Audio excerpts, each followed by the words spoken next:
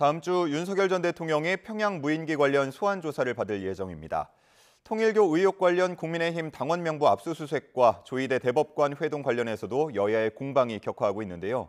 한 주간의 전국 이슈, 김지호 더불어민주당 대변인, 김기흠 국민의힘 미디어 대변인과 함께 짚어보겠습니다. 두 분 어서 오십시오. 안녕하세요. 네, 안녕하세요. 자, 오늘은 오전부터 여러 가지 소식들이 들어와서 먼저 윤석열 전 대통령 관련 얘기 좀 나눠보고 가겠습니다. 내란 특검팀이 다음 주 24일입니다. 윤석열 전 대통령에게 출석을 통보했는데 평양 무인기 투입 의혹 관련인 것 같아요. 이게 좀 엽기적인 사건이죠. 작년 10월에 대한민국 군 드론 사령부가 북한에 일부러 소음이 많이 나는 불량 무인기를 동원해서 평양 상공에 김정은 위원장을 비방하는, 원색적으로 비방하는 전단지를 뿌려서 아직까지 뭐 일체는 밝혀지지 않았지만 지금 혐의점은 뭔가 국지전과 전쟁을 도모하는, 유발하는 그러한 행위를 한 게 아닌가. 그 당시 작년 10월에는 명태균 스캔들로 윤석열 정부가 한참 그 고전을 겪을 때입니다. 그런데 그러한 것이 결국 뜻대로 되지 않자, 북한이 도발을 하지 않자 12월 달에 그런 불법 개헌, 내란을 획책한 게 아닌가.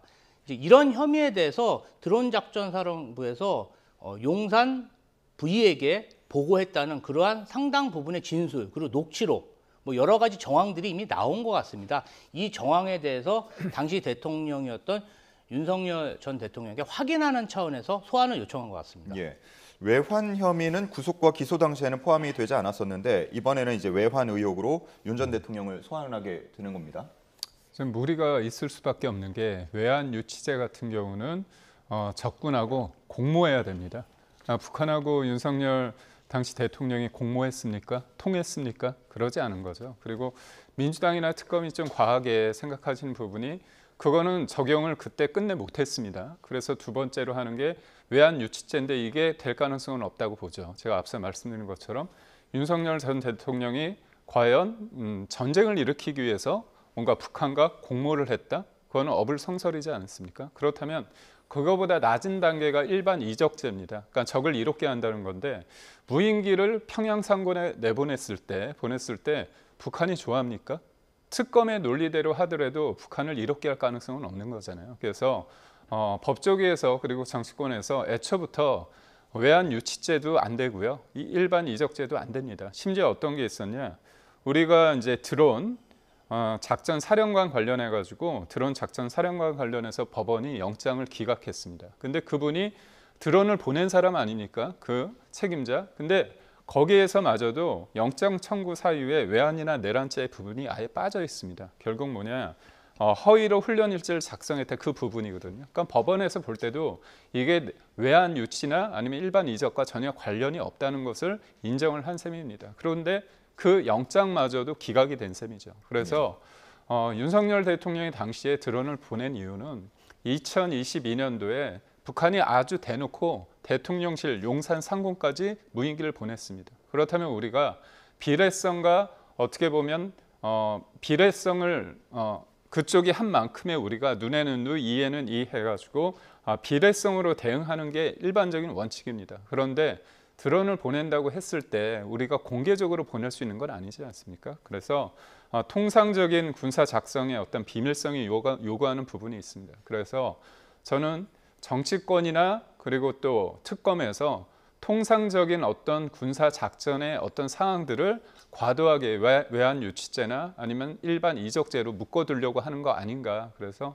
저는 뭐 결론이 나겠지만 이 특검에서 너무 무리한 그리고 민주당에서 무리한 특검 수사를 요구하고 있다 이렇게 봅니다. 예, 이 부분에 대해서는 특검의 무리가 아니냐 하는 시선이신데요.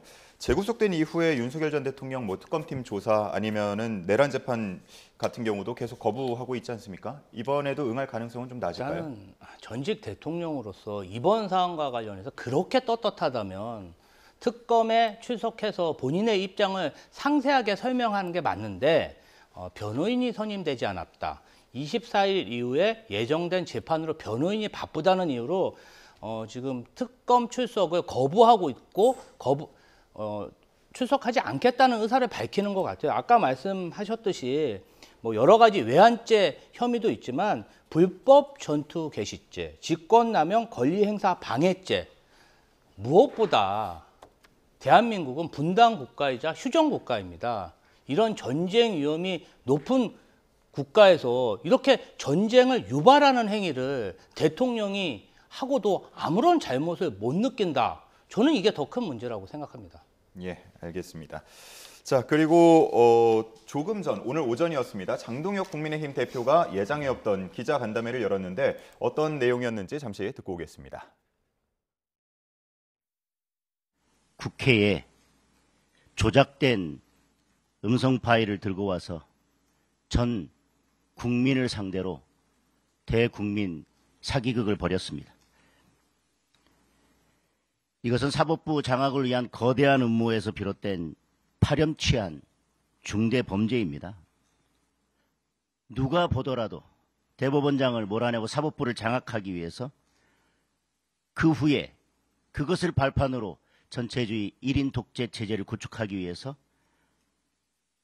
철저히 준비하고 조직적으로 계획한 정치 공작입니다.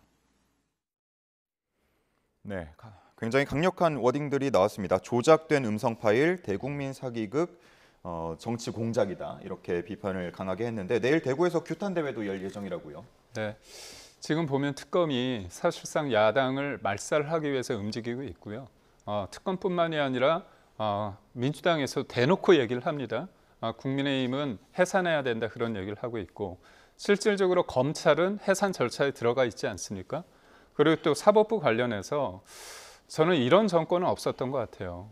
비판을 할 수 있습니다. 어떤 사법부의 판결에 대해서 비판을 할 수 있는데 아예 사법부 수장을 끌어내리고자 특검과 탄핵을 운운하는 적은 이런 경우는 굉장히 없습니다. 근데 문제는 여론전을 벌리다 보니까 누가 보더라도 엉성한 카더라, 이른바 음모론을 기반으로 한 조작된 녹취를 가지고 그게 이미 5월 달에 한 번 언급이 됐었죠. 그렇지만 국민들이 관심을 갖지 않았습니다. 그런데 대정부 질의라는 어떤 공개된 본회의장에서 그거를 국무총리와 이른바 약속 대련식으로 하면서 분위기를 몰아갔습니다. 거침이 없었죠. 하지만 그 기본이 된 그 유튜버에 나온 그 녹취 자체가 문제고 그 유튜브의 코너명이 뭡니까? 믿거나 말거나 아닙니까? 믿거나 말거나 그 엉성한 걸 가지고 사법부 수장을 끌어내리고자 했던 겁니다. 그리고 또 지금 어떤 일을 하고 있습니까? 본인들의 입맛대로 사법부의 어떤 결론이 나올 것 같지 않으니까 본인이 원하는 대로 사법부를 아예 바꿔치기 한다고 그럽니다. 이제까지 이런 적 없었거든요. 그렇다면 이 1년에 이런 상황들이 왜 그럴까요? 이재명 대통령께서는 아쉽지만 사법 리스크가 많습니다. 그래서 재판이 중지돼 있는데 대통령에서 자리에서 내려오면 재판이 진행됩니다. 그래서 아예 대놓고 공소를 취소하겠다 합니다. 공소 취소가 뭐냐? 재판을 없애겠다는 거고요. 또 재판이 만약 진행돼서 대법원에서 유무죄를 다투게 될 때 대법관 수를 본인들이 늘려가지고 이제 늘어난 대법관은 본인이 임명하는 거 아닙니까? 그러면 대법원을 본인이 장악해서 무죄로 만들고자 하는 움직임이 있고 또 하나는 아예 대법원에서 유죄 확정 판결을 받더라도 4심제를 통해서 헌재로 끌고 가서 기울어진 헌재의 어떤 그런 구도 속에서 무죄를 받기 위한 일련의 흐름들이 있습니다. 그러니까 결국은 이 모든 것들은 이재명 대통령의 무죄를 만들기 위한 그런 빌드업이고 그건 결국 이런 독재를 위한 수순으로 볼 수밖에 없기 때문에 오늘 강력한 메시지를 내고 저희가 내일 동대구역에서 규탄 대회를 여는 이유입니다. 예, 국민의힘의 표현, 반박하고 비판하는 표현이 점점 강해지고 있는데 민주당에서는 관련해서 오늘 입장을 어떻게 내는 겁니까? 지금 서영교 의원하고 부승찬 의원이 제기한 그 의혹 관련해서는 당 차원에서의 의혹 제기가 아니라 개별 의원들의 입법 활동 상임위 대정부 질의사항에서 나온 이야기고요. 서영교 의원이 제기한 때는 5월 1일 이재명 대통령 후보에 대한 대법원의 선거법 파기환송심이 있었고 5월 2일에 이러한 최초 문제 제기를 했고 5월 10일 열린공감TV에서 이러한 녹취록 보도가 있었고 5월 14일 또 이 녹취록을 상임위에서 예시를 들어서 질의한 것이 있습니다. 이 부분 관련해서는 글쎄요. 야당일 때는 당시 사법부가 정말 많은 국민들이 보기에도 정치에 개입해서 야당의 유력한 후보인 당시 이재명 대통령 후보의 피선거권을 박탈하려는 음모가 아닌가, 그러한 우려가 팽배했었습니다. 그래서 그 당시의 의혹 제기에 대해서는 어느 정도 공감 가는 부분이 있습니다. 다만 시간이 많이 지났고 이 제보자의 녹취 관련해서 정확히 확인이 안 되고 있는 상황이기 때문에 이 부분 관련해서는 좀 지양해야 되지 않을까, 그런 생각이 들고요. 아까 장동혁 대표가 사법부 장악을 위한 음모다, 전체주의 1인 독재를 위한 음모다, 이렇게 계속 주장을 하고 있어요. 그건 그러면 근거가 있는 얘기입니까? 아무런 근거 없는 얘기를 공당의 대표가 이렇게 기자회견을 통해서 이야기하고 있습니다. 그럼 이 음모, 녹취록이 있습니까? 아니면 저희가 무슨 기획서를 썼습니까? 문건이 있습니까? 이렇게 함부로 음해하시면 안 된다고 생각합니다. 제가 말씀드리는 게 독재라는 게 먼 나라의 얘기도 아니고요. 과거의 일이 아닙니다. 상권 분립이 명확한데도 불구하고 본인이 선출된 권력이라고 해서 상권 분립을 무시하고 사법부를 발 아래 두고 있는 인식, 그리고 그걸 위해서 민주당을 통해서 사법부를 뒤흔들고 대법원장을 끌어내리고자 하고요. 특별재판부라는 그런 것들을 만들어가지고 사법부를 사실상 바꿔치게 하는 겁니다. 이게 독재 아니면 뭐가 독재죠? 그러니까 저희가 그냥 단순히 선언적인 의미가 아니라 민주당이 국민을 위해서 법을 만드는 게 아니라 이재명 대통령과 민주당을 위한 위인설법을 계속하기 때문에 저희가 이 부분을 얘기하는 거고 국민들이 판단하실 거라 믿습니다. 예. 자, 그리고 저희 지금 오가고 있는 얘기와 관련해서 여당에서 새로운 의견이 나오고 있어서 이 녹취 내용도 한번 좀 들어보고 싶은데요. 김병기 더불어민주당 원내대표의 이야기입니다. 함께 듣고 오겠습니다. 처음에 이제 거론하신 분들이 계시죠. 말씀하신 분들이 해명을 갖다가 하셔야 될 것 같습니다. 그러니까 어떤 경위로 해서 이걸 했고, 그러니까 지금 조희대 대법원장을 비롯한 그 당사자들이 지금 일제 부인하고 나선 거 아니겠습니까? 네, 어떻게 보면 계속해서 진실 공방이 벌어지고 있는 것 같은데 당사자들은 말을 한 것처럼 이제 부인하고 있는 상황이고요. 국민의힘 측에서는 민주당 의원들에 대해서 허위 주장에 징벌적 손해배상을 주장하고 있습니다. 그러니까 가짜뉴스에 대해서 징벌적 책임을 묻겠다는 게 이제 민주당과 이재명 대통령의 뜻이지 않습니까? 사법부 수장에 대해서 그냥 의혹 제기하는 게 아니라 아예 끌어내리고자 하지 않았습니까? 그게 왜 그렇습니까? 이재명 대통령, 당시 대통령 되기 전에 대법원에서 공직선거법상 허위사실 공표죄 관련해서 유죄 취지 파기 환송을 했습니다. 그때부터 흔들어댔습니다. 근데 지금은 이른바 윤석열 대통령 관련해서 재판 관련해서 무죄가 나올 가능성이 있다고 생각했는지 몰라도 아예 중간에 사법부를 바꾸려고 합니다. 재판부를. 그건 맞지 않는 거잖아요. 특검이 뭡니까? 민주당이 원하는 검사로 수사해서 기소했는데 그 결과마저도 민주당 판사를 만들겠다. 이게 바로 독재입니다. 그런 측면에서 저희가 이 부분을 문제를 제기할 수밖에 없고 결국은 이 상황은 단순한 한 건 별건이 아닙니다. 이런 일련의 흐름 속에서 이재명 대통령에 대해서는 무죄를 만들고 윤석열 전 대통령에 대해서는 내란죄 그리고 외환유치죄 여러 가지 혐의를 겉들어서 사실상 유죄를 만들고 그 나아가서 국민의힘을 괴멸시키고자 하는 그 일련의 빌드업 과정이다. 저희는 그렇게 볼 수밖에 없습니다. 예. 민주당 측에서는 이런 녹취나 제보는 말씀을 해주신 것처럼 일부 의원들의 활동이고 민주당 입장에서 봤을 때는 이런 진실 공방 여부보다 더 중요한 게 있다 이렇게 보시는 거죠?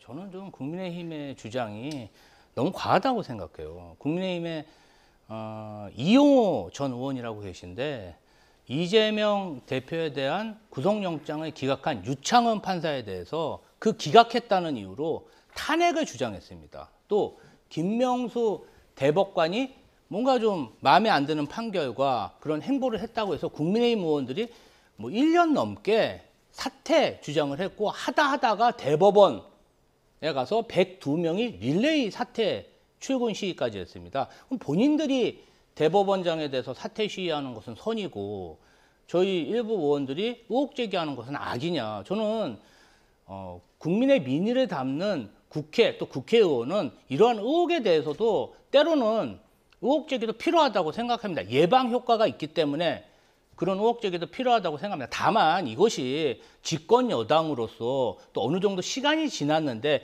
계속해서 의혹 제기로 끝날 것이냐, 이건 역시 국민과 언론의 비판이 있는 거 아니겠습니까? 좀 자제해야 되는데 마치 국민의힘이 이번 무슨 건수 잡은 것처럼 음모다, 독재다. 독재는 윤석열 전 대통령이 계엄 내란 저질러서 독재하려고 한 거 아닙니까? 100일뿐이 안 된 정부에 대해서 너무 좀 혹평을 하고 있는 게 아닌가 이런 생각이 듭니다. 예, 이야기가 좀 더 진행되려면 뭐 증언 혹은 증거가 필요할 것 같은데 일단은 제보자가 특검이 부르면 청문회에 참여할 수 있다라는 의사를 밝혔다고 서영교 의원이 또 밝힌 만큼 앞으로 진행되는 상황들 조금 더 지켜보도록 하겠고요. 자, 다음 이슈로 넘어가 보겠습니다. 통일교 교인 10만 명 이상이다. 특검이 명부를 확인해 봤더니 11만 명, 12만 명 수준으로 나왔다. 이렇게 지금 전해지고 있는 상황입니다. 굉장히 이 숫자에 많은 관심이 모였었는데 어떻게 보셨습니까? 이게 특검이 잘못하고 있는 게 뭐냐면요. 통일교에 있는 분들이 지금 유죄입니까? 통일교 사람들이 국민의힘에 입당한 게 문제입니까? 그렇다면 통일교의 어떤 수뇌부가 국민의힘의 영향력을 행사하기 위해서 어떤 조직적인 동원을 하고 그 사람들의 어떤 진술이 나오거나 소위 말해서 당비를 대납하거나 그런 부분이 나와야 되는 겁니다. 그런데 일단 국민의힘에 통일교 사람들이 있다 이겁니다. 이 얘기가 이제 언론을 통해서 나오는 거죠. 이게 일종의 낙인 효과입니다. 근데 제가 하나 말씀드릴게요. 우리나라 국민이 5천만 명입니다. 그중에 이 국민의힘의 당원들이 500만 명 정도 됩니다. 그렇다면 10분의 1이죠. 그런데 이 당원들이 어떤 당원이냐면 30년 전부터 민자당 때부터 이렇게 계속 했다가 당비를 납부하다가 당비를 지금 납부하지 않은 이런 분들은 일반 당원이라고 하고요. 우리가 전당대회 때 표를 행사할 수 있는 사람은 3개월치 당비를 내야 되는 사람입니다. 그 사람은 책임 당원이라고 합니다. 그런데 이 당원이 500만 명, 10분의 1인데 통일교에서는 본인들의 어떤 그 신도가 120만이라고 하고 요번에 대조를 해보니까 그중에 10만 명 정도가 통일교, 결국 10%잖아요. 그러니까 전체 국민 중에서 10%가 국민의힘이고 통일교의 신자도 10%가 국민의힘에 들어간다고 했을 때 그게 뭐가 문제인지 저는 되묻고 싶고 또 하나는 이게 문제가 되는 게 2023년 전당대회 때 그때 조직적으로 들어왔다는 거잖아요. 그렇다면 그게 조직적으로 들어온 사람이 몇 명인가를 따져보니까 3,000명입니다. 그런데 일반적으로 그때 16만 명이 들어왔습니다. 16만 명 중에서 3,000명 정도면 2%가 좀 안 됩니다. 2% 내외입니다. 그러면 2%가 들어와가지고 국민의힘들의 어떤 전당대회를 장악해서 뭔가 쥐락펴락한다? 어불성설입니다. 그리고 더더욱 3,000명이 넘는 그 숫자가 전체 2%도 안 되지만 그중에서 실제로 표를 행사할 수 있는 책임당원이 몇 명인지 이게 더 중요한 겁니다. 그런데 이 구체적인 수치와 여러 가지 상황 속에는 거두절물한 채 언론을 통해서 통일교 교인이 뭐 10만 명이 넘는다. 이거는 굉장히 악의적인 프레임이다. 네. 이렇게 봅니다. 네, 김 대변인님도 그렇고 송원석 원내대표도 그렇고 이 숫자가 그렇게 의미 있는 비율이 아니다라고 말씀을 해주고 계신 것 같은데 만약에 그렇게 된다 그러면 특검이 그동안 이 명부 확보하기 위해서 굉장히 노력을 하지 않았습니까? 무리했다는 지적이 나올 수도 있을 것 같은데 어떻습니까? 두 가지 면에서 저는 좀 놀랐는데요.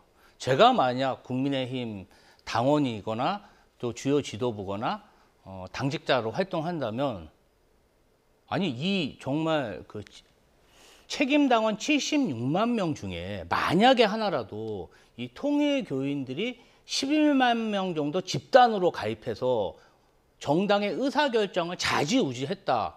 대선 경선에도 왜곡했고 대표 선거에도 개입해서 왜곡했다면 이거 정말 정당에 있어서는 씻을 수 없는 타격입니다. 그런데 왜 이게 자연스러운 일이라고 안 도와줘? 오히려 당에서 이러한 사항은 더 밝혀갖고 명명백백히 근절해야 될 일이라고 생각하고요. 저는 특검에서 이러한 사항을 조사할 때 굉장히 끈질기게 당원 명부를 확보하는데 저는 그 키포인트가 있다고 생각합니다. 왜냐하면 당원들을 이렇게 가입시키고 그다음에 동원할 때는 다 흔적이 남습니다. 당비 대납이 있을 수가 있고요. 또 조직적으로 카톡이나 녹취가 있을 수가 있죠. 어느 정도 그러한 정황을 확보했기 때문에 3번에 걸쳐서 압수수색을 통해 가지고 그 명단과 대조해 본 게 아닌가.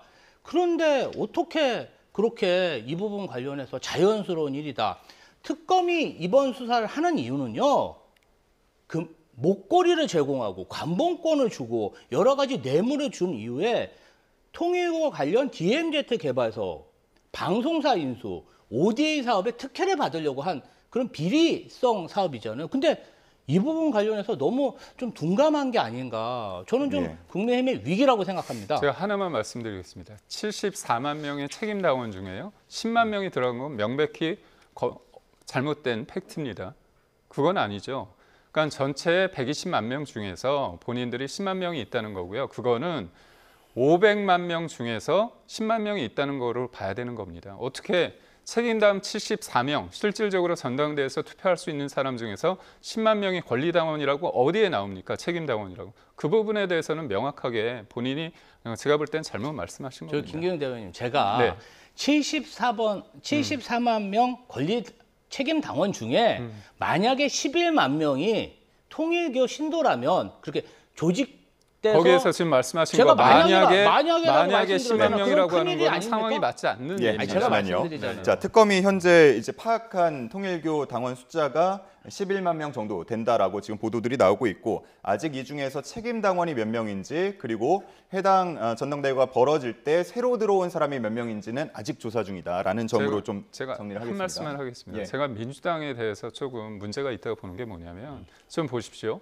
제보가 사실이라면, 의혹 제기가 사실이라면, 지금도 그 11만 명이 책임 당원이라면 이거 팩트 나온 거 아니지 않습니까? 그런데 이런 식으로 낙인 찍듯이 그런 식으로 해서 몰고 가는 거 이 자체는, 그러니까 특검에서 발표하거나 최소한 저희가 얘기하지 않았습니까? 저희가 권리당원, 그중에서 권리당원이 우리가 볼 때는 3천 명뿐이 안 된다고 하는데 그거를 10만 명이라고 딱 얘기하시는 건 저는 받아들일 수 없습니다. 이 반박 짧게만 듣고 다음 네. 주제로 그러면 넘어가겠습니다. 국민의힘에서는 통일교에서 집단적으로 조직화해갖고 가입시킨 사람들이 3천 명이라 한다면 그것은 그러면 전혀 상관없다는 아니, 얘기인가요? 그건 역시도 민주주의를 왜곡하는 굉장히 집단적이고 악재적인 범죄 행위라고 생각합니다. 조직적인 게 아니고요. 그 시점에 들어온 사람들이 3천 명이 책임 당원이라는 겁니다. 그것도 라면이잖아요. 네, 자 여기서 뭐 특검이 이제 계속 조사를 할 겁니다. 이게 자유의사였는지 아니면 뭔가 조직적인 정황이 있는지 이런 부분들에 대해서 조금 더 수사가 진행이 될 테니까 그 상황은 지켜보도록 하겠고요. 자, 아마 마지막 얘기가 될 것 같은데, 지금 권성동 의원이 구속이 됐고요. 또 이번 주에 구속이 되거나 구속영장 청구된 인물들이 있었습니다. 그중에 한학자 총재 얘기를 좀 해보도록 할 텐데요. 검찰 조사에서 한 총재가 권성동 의원에게 세뱃돈을 줬다라는 발언을 했습니다. 그리고 조사받고 나올 때 취재진이 질문을 하자 내가 왜 그럴 필요가 있는데 라는 발언들을 했는데, 이 한학자 총재의 발언도 혹시 어떻게 보셨는지요? 사실 이게 종교적인 부분이기 때문에 말씀드리기가 좀 제한된 부분이 없지 않아 있습니다. 한학자 총재가 통일교 내에서 있는 어떤 위상을 봤을 때 본인 입장에서는 내가 굳이 권성동 의원한테 뭔가 아쉬운 얘기를 할 이유가 있겠느냐, 그런 뉘앙스인 것 같습니다. 그리고 만났을 때 세뱃돈이라는 그 금액에 대해서 그 금액이 국민적인 눈높이에서 과도하다면 그건 부적절하겠죠. 그런데 한학자 총재의 이제까지의 진술의 일관성을 봤을 때 본인은 이른바 1억 원을 주지 않았다는 그런 측면 아닙니까? 그런데 돈을 굳이 줬다면 만났을 때 인사를 하고 세배를 했기 때문에 통일교의 어른으로서 정치인에게 이제 세뱃돈을 줬다, 그런 얘기겠지만, 그럼에도 불구하고 돈이 오간 부분에 대해서는 뭐 부적절하지 않았는가, 그런 생각을 해봅니다. 예, 돈의 액수도 뭐 있겠지만 지금 자막에 나오는 것처럼 권성동 의원 같은 경우는 앞서서 넥타이를 받았다 이렇게 이야기를 한 바 있습니다. 자, 그런데 이게 만약에 넥타이가 아니고 돈이라 그러면 얘기가 좀 달라지지 않을까 싶은데 어떻습니까? 벌써 구속된 권성동 의원과 한학자 총재의 말이 다르지 않습니까? 한학자 총재는 세뱃돈 100만 원과 그리고 넥타이를 선물했다. 그리고 권성동 의원은 세뱃돈 얘기는 없고 넥타이만 받았다. 벌써 둘의 말이 달라지고 있어요. 그런데 제3자인 재정 담당 국장과 그 배우자인 윤영호 본부장 같은 경우는 초지일관으로 금품을 제공을 했다. 금품을 제공하기 전에 사진을 찍어놨고, 그리고 만났고, 그리고 문자 메시지를 전달했다. 이 사람들이 한학자 총재나 권성동 의원을 음해할 이유가 뭐가 있습니까? 본인이 처벌받을 것을 감수하면서. 이 부분 관련해서는 뇌물 사건 관련해서 거의 명백한 증거가 나왔는데도 아직도 저렇게 부인하기 때문에 저는 구속 가능성이 크다고 봅니다. 예, 알겠습니다. 자, 끝으로 잠깐 이 얘기하면서 마무리를 지어보겠습니다. 이재명 대통령이 오는 22일부터 뉴욕을 방문하게 되는데 유엔 총회 기조연설에 참석하는 거죠. 대략적인 일정 어떻습니까?